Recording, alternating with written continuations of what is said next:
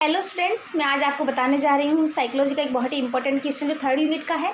उसमें जो आज सीखने के नियम हैं और उसमें सीखने का एक नियम है थॉर्नडाइक का सिद्धांत।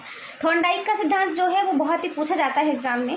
आपसे किसी भी तरीके से वो पूछ सकते हैं कि थॉर्नडाइक के नियम बताइए, थॉर्नडाइक का प्रयोग बताइए, या थॉर्नडाइक सिद्धांत को किस नाम से जाना जाता है। इस तरीके से बहुत सारे क्वेश्चन पुटअप हो सकते हैं। तो थॉर्नडाइक के सिद्धांत को संयोजनवाद का सिद्धांत भी कहा जाता है।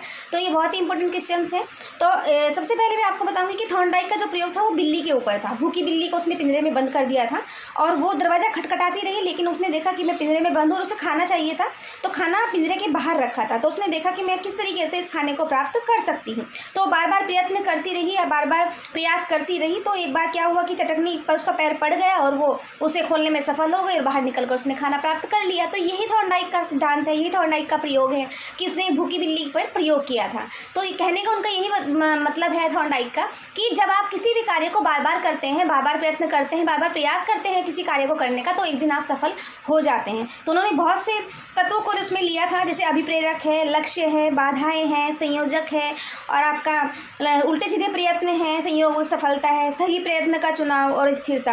यानी कि हम जब इन तरीकों से अपने कार्य को करते हैं, जब कभी कभी हम क्या करते हैं, उल्टे सीधे प्रयत्न भी करना शुरू कर देते हैं, तो शायद उनसे भी हमें सफलता कहीं ना कहीं मिल जाती है। तो इस तरीके से बहुत ही इंपॉर्टेंट क्वेश्चन है ये। आप इसको सिद्धांत के गुण और नियम भी आपसे पूछ सकते हैं, गुण दोष भी पूछ सकते हैं और आपसे इसका प्रयोग भी पूछ सकते हैं। तो लाइक करते रहिए, सब्सक्राइब करते रहिए, आगे भी आपको वीडियो मिलती रहेंगी।